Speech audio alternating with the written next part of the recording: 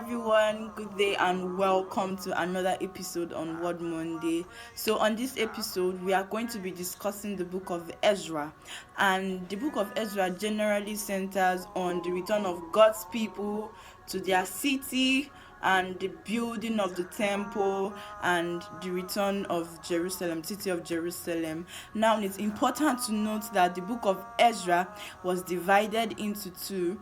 Verse 1 to verse 6 centered on the return, which was led by Zerubbabel, and the second 7 to 10 was the return led by Ezra.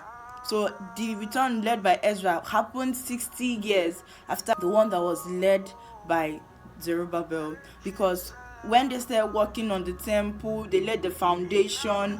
It was stopped because of evil people. So it took 60 years or thereabouts for another return to be led by Ezra. And that was under the reign of King Darius. So we'll go to our chapter by chapter summary, and then we see that chapter 1 is talking about the return of God's people under the reign of King Cyrus, when Cyrus had an encounter with God and he wrote a decree that the people of Israel should return to Jerusalem and rebuild their city, rebuild the temple, and he gave decrees that anything they wanted should be granted to them. Then we see chapter 2.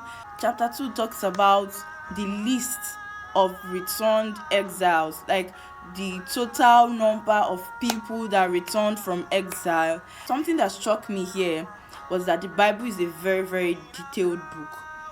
It keeps details to the last. Meanwhile, it is also important to know that the book of Ezra is a historical book. So that's why details were kept, from names to descendants to numbers and all that. So chapter 2 is just talking about the number of the returnees, number of people who returned from exile, their descendants and all that. So we move to chapter 3. We see that worship in Jerusalem is restored. The foundation, this was where the foundation was laid, and people, they began to rejoice, they began to sing praises to God. So they were happy because the foundation of the temple was laid. So moving to chapter 4, when I was reading this place, I practically told myself that it is very, very important to have a discerning spirit, because here we see that enemies came to the people who were building the temple and they asked to lend a hand. Now it's important to know that these people were enemies, so they asked to lend a hand and they refused. And when they refused, they became angry, and they sought for ways to disrupt them from building the temple, because the foundation was already laid. So they sought for ways, since they couldn't succeed with their ulterior motive, so they sought for another way to stop the building of the temple. So it's important to know when you are not supposed to do something with a particular set of people. It's important to have that spirit of discernment. It is very, very important, because spirit of discernment helps these people. They wrote to the king. Now it's important to know that King Cyrus was no longer in reign when these people tried to stop building of the temple. So another king was reigning, and this king, in my own opinion, did not know God. He didn't have an encounter with God just like Cyrus did.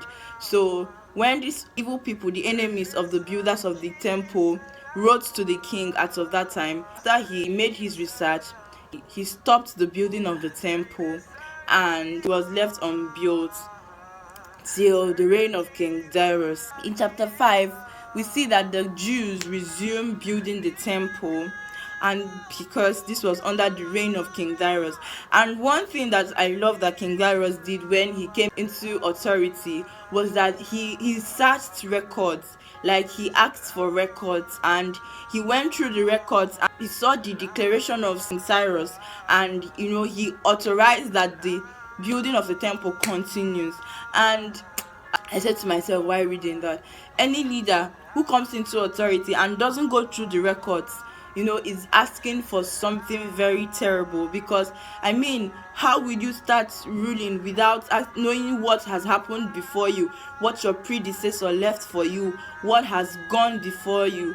So I think it's important for us all to know that whenever you are in any authority, be it as any leader in any place, in any mountain of influence, please, it is always important to go through records. It's very important because it will save you from a lot. It's a wise thing to go through records, just like King Darius did. It's important. And I think that, well, King Darius going through records, I think he was a wise king, but I also see it as the hand of God being in it. Because mostly some kings don't go through records until some time after, like in their reign. They don't just go through it immediately. So I think, like I said, it's a wise thing. So it's something we should inculcate whenever we are in any authority, whenever we are sitting in any position. Please, the first thing we should do is to go through records. It will save us from a lot. So moving on to chapter 7, this is where Ezra comes into Jerusalem. Like I said, the book of Ezra was divided into two. The return that was led by Zerubbabel, and from chapter 7, Ezra led the return.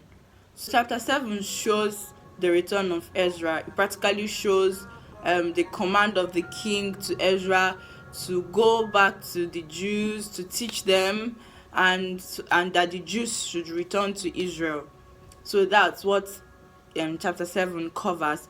Then in chapter 8, we see the list of those returning with Ezra, and we also see that Ezra declared a feast, and we also see that priests and Levites returned from Babylon to Jerusalem. So here Ezra returned, he declared a feast because of some returnees too. And we also see that the priests and Levites that returned from Babylon to Jerusalem, they came with gifts too. Now chapter 9 talks about the intermarriage in Israel. This is where Ezra grieved, prayed, and confessed the sin. He tore his garments, he put ash on his head, and he fell face flat to the Lord and he cried, because God gave them a law, and he said to them that they should not marry from the Jebusites, the Hittenites. They should not give their daughters in marriage, and their sons should not take the daughters of those other people in marriage. But it was found out that some people didn't heed to the law or the command of the Lord, and when Ezra heard it, he tore his garments, he was grieving, and he cried to the Lord, and he confessed the sins. In chapter 10, this is where Ezra takes action. He sends the foreign wives and children away, and then generally the Jews cry out to God for forgiveness. So this is what the book of Ezra entails from chapter 1 to chapter 10. I think this has been a jolly ride so far. So it's a wrap on the book of Ezra. Thank you for watching. Thank you for staying with us. See you same time, same place next week. This is Word Monday. God bless you.